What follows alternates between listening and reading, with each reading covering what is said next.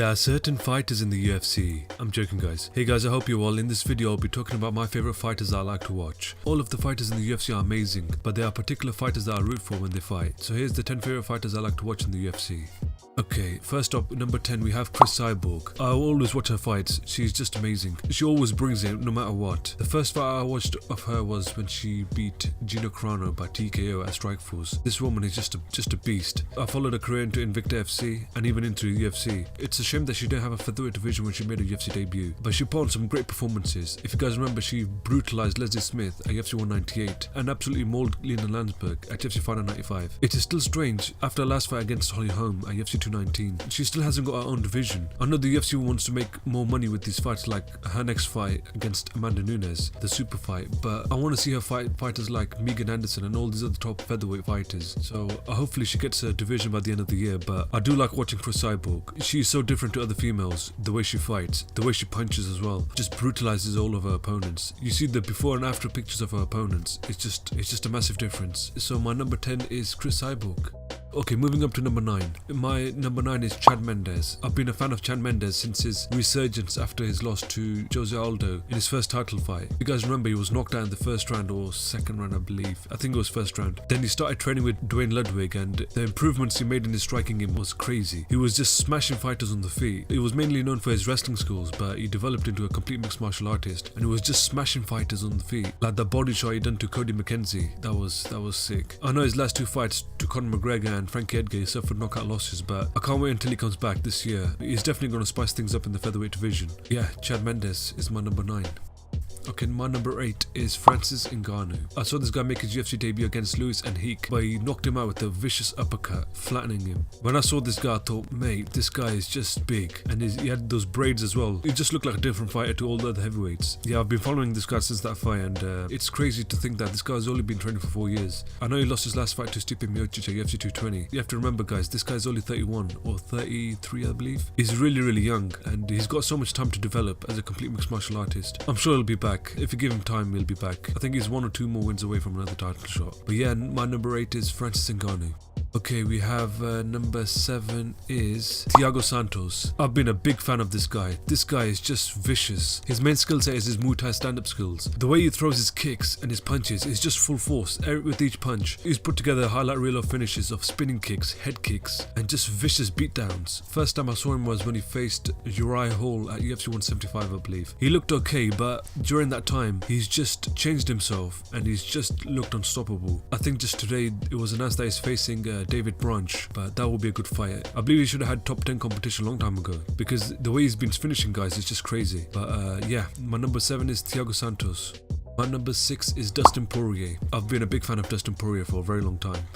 I became an even bigger fan of him when he moved up to the lightweight division. His finishes over Yancy Medeiros and all these other fighters definitely shows how talented this fighter is. Even at UFC 211, he done a really good job against Eddie Alvarez, against the former champion. He brutalized him in the first round, and it was unfortunate that this fight ended in a no contest. He rebounded with wins over Jim Miller and Anthony Pettis, and next he's facing Justin Gaethje, which I'm really looking forward to. I'll definitely be rooting for Dustin Poirier. I do really like his fighting style. His stand-up skills have improved so much. I know he can get dropped really easily, but he is a very good fighter. So my number 6 is Dustin Poirier. Okay, my next one is Yoel Romero. Now this guy is just a freak. Like Joe Rogan says, he's the freak of all freaks. I think this guy is 39 or 40 or something. Look at his physique. He is honestly like a mutant ninja turtle. This guy is just on a different level. I've been keeping an eye on this guy since he made his UFC debut. He's just been ragdolling fighters and just running through them. The way he knocked out Chris Weidman with that flying knee was just crazy. And the way he moves inside the octagon is like he's in his 20s. This guy is just a different athlete. It's a shame that he's a small middleweight, because I would have loved to see him in the light heavyweight division and see what he can do there. I always look forward to seeing Yoel Romero fight, and with that being said, you know who I'll be rooting for this Saturday. Hopefully Yoel Romero can beat Luke Rockhold.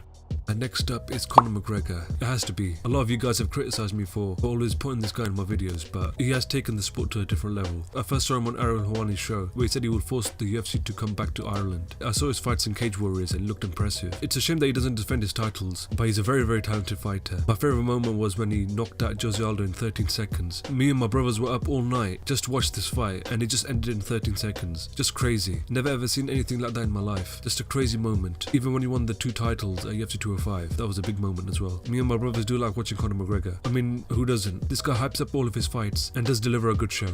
My number 3 is Jacare Souza. I've been a big time fan of Jacare Souza for a very long time, since his Strikeforce days. This guy has world class grappling skills and he has knockout power. I always stay up for Jacare Souza. He does deliver good performances. Whilst in the UFC he's only had 2 losses to Yoel Romero and Robert Whittaker. When he fought Yoel Romero at UFC 189 or 194 I think, I personally thought that Jacare Souza won that fight and I was really rooting for him. He is one of my favourite fighters. And even when Robert Whittaker beat him down at UFC on Fox 24, I was honestly really upset. I was proper cheering on Jacare Souza. Robert Whittaker made it a bad night for me, honestly. If you guys saw his last fight against Derek Brunson, he just looked amazing. This guy is 38 years old, but hopefully he's able to get his title shot. But yeah, Jacare Souza is my number 3.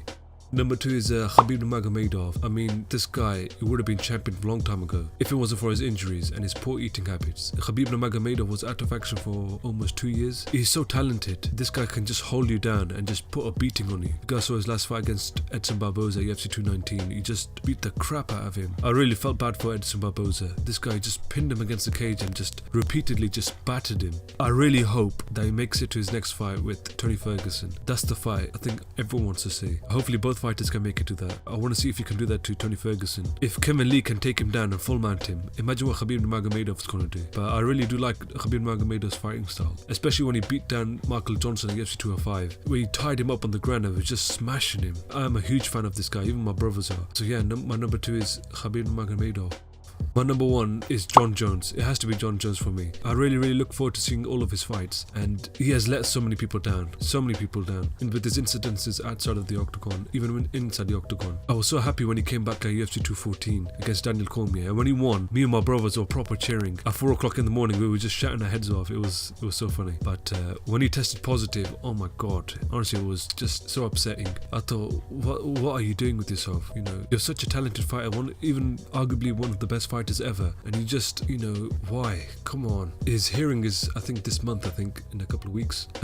It's gonna be crazy. He's looking at 4-year suspension or even longer. I really do like seeing him fight. He's just levels ahead of everyone. The way he dominated DC at UFC 182 was crazy. Just completely shut him down. When he won the title against Shogun, defeated Rampage, Chael Sonnen, his performances are just next level. I honestly think that this guy can be a 2-division champion easily. He's just so talented and he just lets everyone down. But yeah, Jon Jones is my number 1 pick. Thank you guys for watching, and let me know your favorite fighters to watch in the comment section below. Thank you.